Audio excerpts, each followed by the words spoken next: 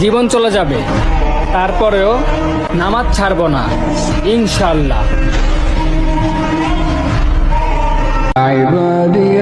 আমাকে আল্লাহ পাঠিয়েছে তার ইবাদত করার জন্য, এখানে আত্মহত্যা করার জন্য নয়।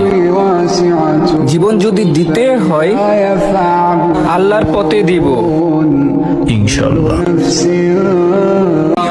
আল্লাহ ছিলেন, আল্লাহ আছেন এবং আল্লাহই থাকবে। হে দুনিয়াবাসী, তোমার ওই ধন সম্পদ আর অহংকার নিয়ে তুমি কোথায় লুকাবে, যখন কিনা আমার আল্লাহ এই দুনিয়া নামক জিনিসটাকেই ধ্বংস করে দিবে। সবাই তো মোবাইল নিয়ে পড়ে আছেন, কেউ কি আছে কালেমাটা শেয়ার করবেন?